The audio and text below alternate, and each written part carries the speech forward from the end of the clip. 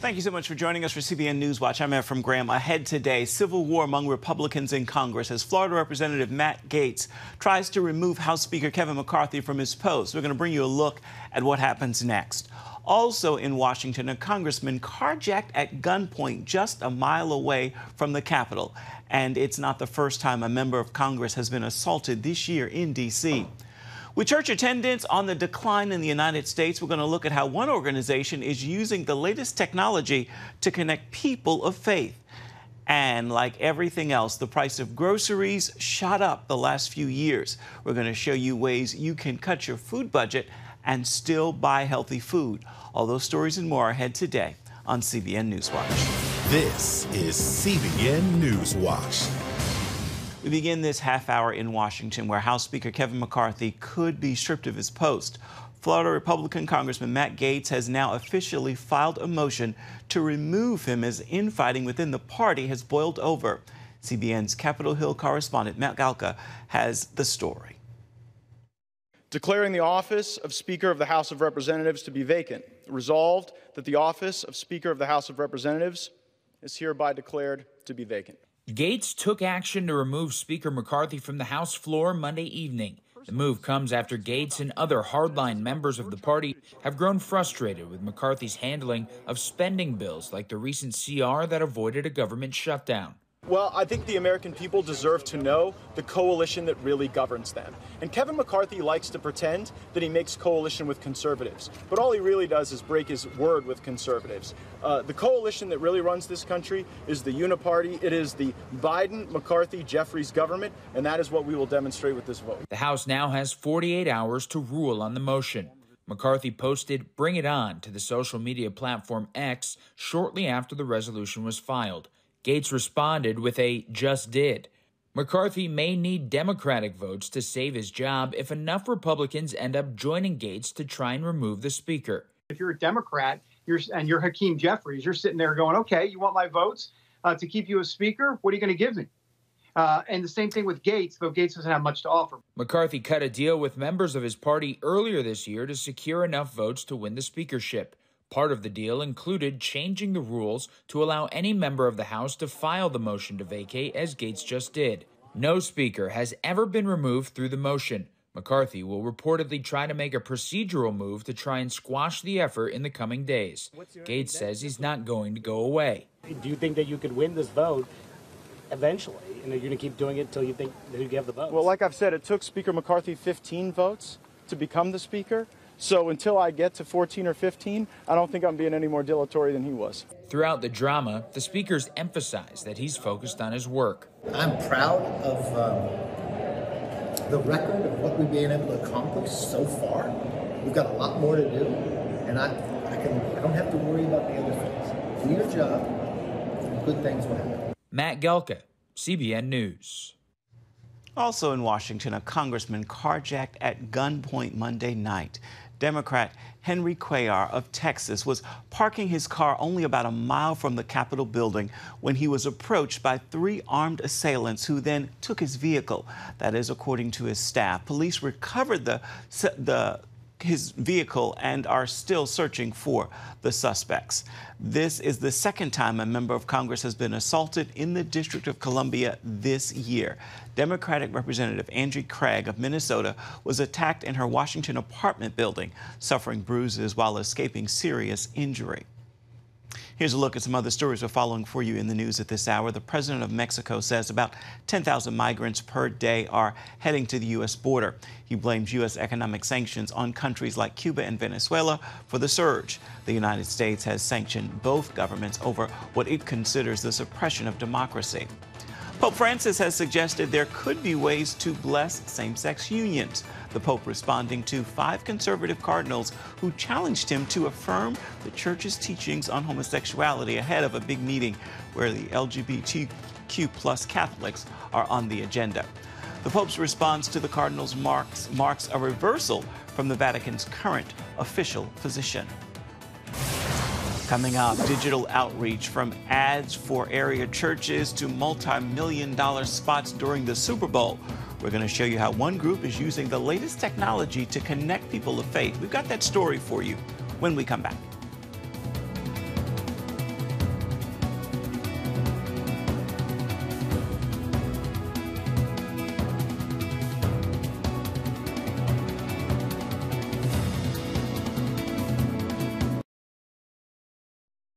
Download the CBN News app, 24/7 news from a Christian perspective at home or on the road. One place for all of your news. Breaking news alerts. Set daily prayer goals and pray for news stories. Read the most important news and watch CBN News Channel live. CBN News, because truth matters.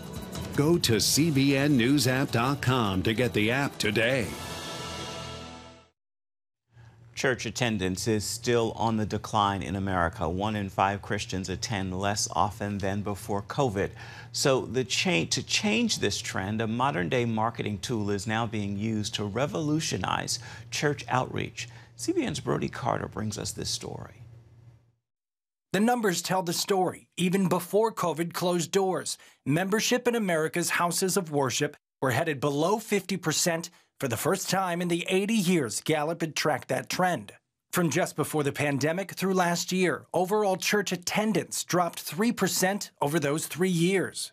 In looking at the why, the Pew Research Center found the problems inflamed by COVID, with 1 in 5 Americans reporting they attend church in person less often than before the pandemic. The new trend that we're seeing is people have moved or they disconnected from their local church during the pandemic, and they're ready to reconnect back into their faith community. And GLOO, a ministry platform, is building on that trend by working behind the scenes online to help people connect with a church. And so we make it possible for individuals who are curious and seeking to be able to connect into a local church and a local conversation. If you've ever wondered why you randomly get online ads for mental health support, marriage help, or dating sites, it's because your search activity isn't a secret. In fact, it can be a goldmine for companies like GLOO that are paid to connect you with people who can help. About 1.8 million individuals that search for relationship help. That's the top trend GLOO sees in research. I did a follow-up interview with GLOO on how it's using that data to perfect its marketing strategy. And just like any advertiser can purchase sponsored ads or do SEO optimization so that they're showing up in that search results. That's one of the strategies that our outreach partners are using. Executive Director Devin Klein sees the company as an online connection engine. So it's really not taking big data. It really is just being a part of the results that get returned back when somebody is searching for help online. Klein specializes in connecting you, the explorer, with local churches and companies that GLOO calls responders. And church responders pay from $1,500 to almost $4,000 each year to fill empty church seats. We have 23,000 organizations who are using our tools. And so a subset of that are 6,300 churches who have registered and said, I would love to connect with people in my community. GLOO started in 2010 and recently found its stride, connecting 150,000 people with churches nationwide in just 2 years. The 150,000 plus individuals are getting help. And right now we're matching somebody every 2.5 minutes. And so that means every 2.5 minutes, a church is getting introduced to somebody in their community that may not have thought about walking through their church doors. Kelsey got it! Touchdown! You've likely heard of GLOO's largest partner, He Gets Us, which made its debut at the Super Bowl airing 2 commercials, part of a $100 million ad campaign aimed at making Jesus more relatable. So we're talking about Jesus, yes, but Jesus doesn't need rebranding. Jordan Carson, spokesperson for He Gets Us. We really have 2 goals, and one is to reintroduce people to Jesus and his confounding love, and the second is really to call upon Christians and have them self-reflect on the way that they're treating others. Other major partners include Churches Care and K-Love Radio. While GLOO and its partners' primary motive is converting people to Christianity, the marketing tension between selling and converting raises questions about using marketing strategies to promote Jesus for profit. Yes, sometimes it can represent those tithe dollars, but most of the time churches are not joining GLOO and participating with that motivation. However, congregations are reaping benefits. We've had over 500 people that we've been in connection with in the last 18 months. Greg Reed with Christ Fellowship Church in Florida says this digital outreach makes it easier to share the gospel. It just gave us a different view of what evangelism looked like. And I think what GLOO's helped us is like, how do we reach those people who they're not going to look for a church?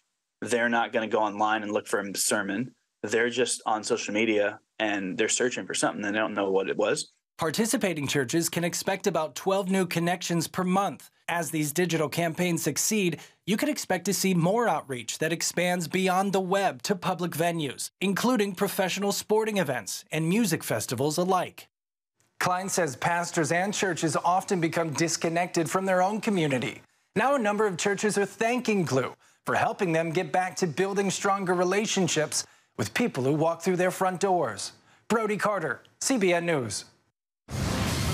Like so many other things, the price of food has soared in the last couple of years. So up next, we're going to hear from the founder of Grocery Budget Boot Camp about how you can save money and still eat healthy.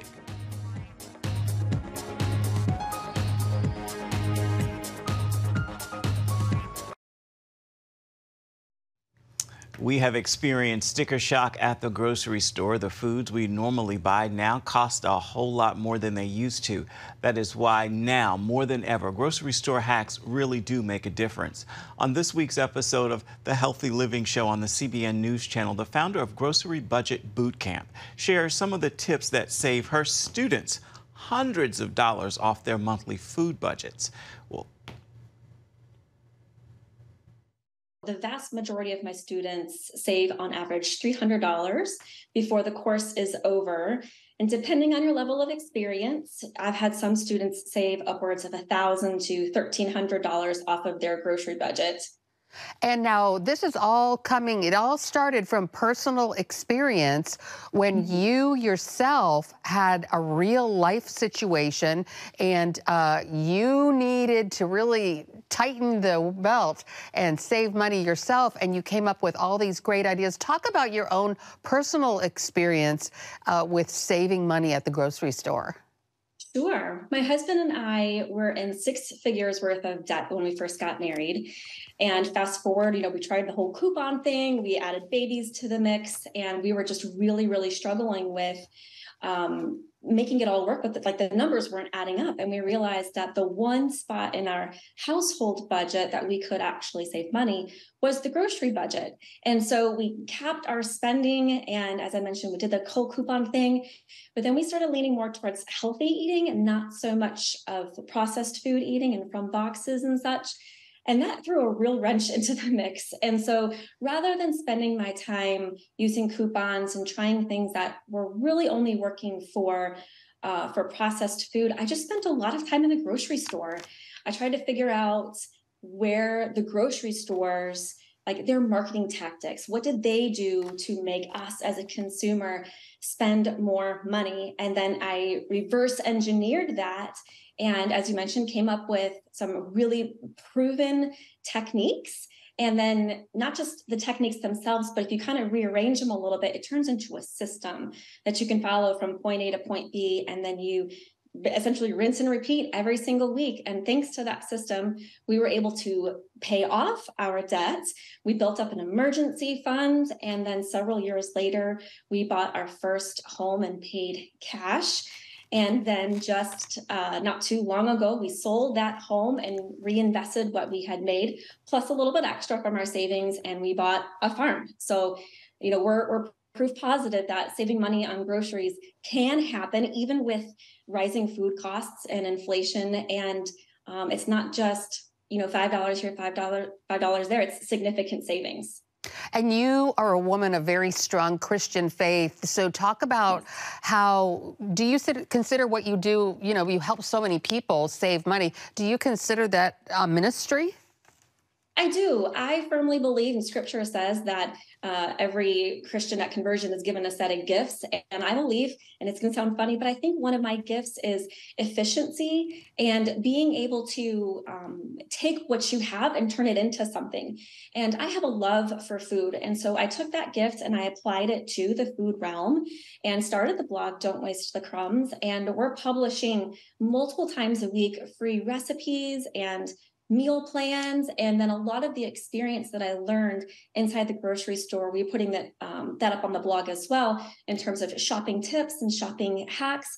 And it's really my desire to help families make real food affordable. And I know that families come from all different sorts of backgrounds. And so my goal is just, even if I'm able to help just a little bit, to give them some hope that, because it's not an easy road. There's effort required in order to make it happen. But if I can make it easier on them, then, I mean, that's my mission right there.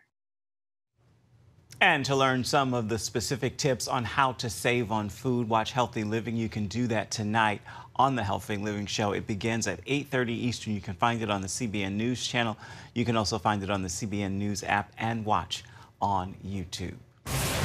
Coming up, he had a difficult childhood, but now he explains how God redeemed it and blessed him with a successful business, genuine relationships, and more. We're going to hear his story when we come back. Stay with us. You're watching CBN NewsWatch.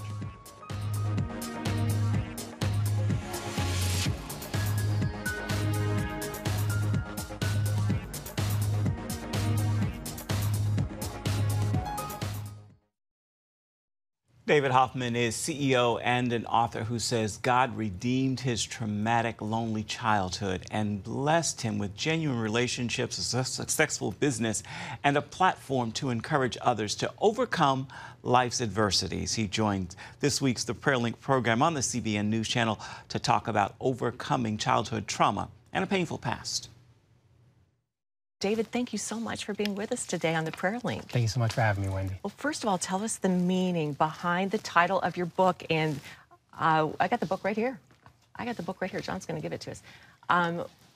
Relationships Overrule, 7 Principles to Lead Gracefully and Love Generously by David Hoffman. What motivated you to write this, David? Yeah, absolutely. God's working through all of us, and I didn't even know who he was for 30 years, Wendy, but he was working, even though I didn't know. But relationships are in our life. He puts many relationships in our life, and some are tough, and that's okay, but toxic is not. But the world gives us all these rules of what is not as possible. And so I just want to encourage people that no matter where they came from, their past doesn't define their purpose or dictate their potential, and that with the relationships in their life, starting with God in the center, they can do anything. David, you write about your difficulties in childhood. Tell us about the time that your father took you away from your physically disabled mom. Yeah, my mom chose life when she had multiple sclerosis, and the doctors warned her. After I was born, she had paralysis because of the birth. And so when I was 2, Wendy, my father took me and started a new life. And I would see my mom 3 or 4 times a year for 3 or 4 hours. And every time I saw her, she had the biggest smile. To the day she died, she never once complained, even though everything was taken from her. And so not only did I grow up with a lot of neglect and a lack of love, but when I would see my mom, I would always wonder, why can't I be here? Oh, that's so heartbreaking. And why do you believe your childhood challenges gave you the determination, though? Because some people would have just given up and gone a different way, but for you, it did the opposite. Definitely. I learned so much before I even knew it. I spent a lot of time alone in my room. I didn't always have the food that I wanted or the drink because, you know, as a growing boy, I felt like I needed so much more. I didn't have a lot of friends. Yeah. But it taught me work ethic at 8 years old. It taught me that adversity I was going through. It gave me perspective that I didn't need a lot of food. I didn't need a lot to drink. You know, I would eat dog food in the basement because the food was being counted. I left my room once, and the babysitter was asked if I left my room. And when she said, yeah, I heard the bathwater running, I thought, okay, I have to move to the toilet next. And so you just learn through that adversity. And when we all have our own adversity in our life, 30, 40 years ago, or even last night. And so for me, it gave me perspective. At the same time, when I would visit my mom, she had the biggest smile on her face. Yeah. 3 hours every few months seeing her only child. Her child was taken, her husband, her health, her whole future, but she never lost her hope. That's incredible. Your wife also endured childhood trauma, and you both suffered 2 miscarriages as you've been married. How were you both able to rely on God to heal your wounds and to not lose hope? Yeah, definitely. I think a lot of the trauma we faced when we were young actually attracted us to one another. And then when my wife was going through difficulties with pregnancies with the 2 little girls, she also got very physically sick herself. Her body was shutting down. We were even given a book, Wendy, that said, teach your boys what happens when mom goes in a wheelchair. Oh, dear. And that must have just brought so many bad memories back. Well, let's talk about your book, Relationships Overrule, 7 Principles to Lead Gracefully and Love Generously. Tell us about some of these 7 principles. Yeah, absolutely. You know, one of them that I learned through, you know, we learn so much, it can't be taught, it's be caught, is that adversity breeds gratitude. You know, a lot of the adversity that I faced as a childhood, it was it was teaching me, Wendy. It was teaching me that I didn't need that much. Before I knew God, that God was working. It was teaching me that I didn't need all these fancy meals or all this big identity, that God was always there. It was teaching me that he was going to provide no matter what. And so it gave me a unique perspective. It taught me work ethic at 8 years old, to rake leaves down the block and wash cars at the neighbor's house and mow lawns and shovel snow to make money. But you know, I got to go back to the fact that you were eating dog food. So your dad just, you know, obviously there was neglect there, but have you forgiven him? Yeah, and he left too. He left when I was 11, and so, you know, I forgave my stepmother and my father, but I haven't kept them. You know, you can forgive and not forget, but not keep. But it gave me perspective. You know, the dog food, I was able to live another day. Just like the Israelites when they had the manna and God said, I'm going to provide for today, don't worry about tomorrow, it'll worry about itself. Wendy's that way before I even knew who he was. The dog food made me full. It gave me enough. I don't want dog food for anyone today, but there's so many people around the world who have water much dirtier than even sedentary toilet water. And so that's the perspective that gives me gratitude. And for more spiritually uplifting information, be sure to check out this week's episode of The Prayer Link. You can find it on the CBN News channel at 2:30 p.m. Eastern. You can also catch it on YouTube as well as the CBN News app. Time now for your Tuesday Tweetable. This is a message I share with you and hope you will post, tag, tweet, and share it with those in your circles of influence. Know this, we are all damaged, but we are not destroyed. God is waiting to turn your tragedy into triumph. He's ready. But the question is, are you ready to turn it over to him and then do the work that's needed to heal? Well, that will do it for this edition of CBN NewsWatch. I want to remind you, you can always find more of our news programs on the CBN News channel at any time, as well as online. That's cbnnews.com. Let us know what you think about the stories you've seen here today or any day. You can email us, newswatch@cbn.com. Thank you so much for watching. We'll see you right back here, same time tomorrow. Goodbye and God bless.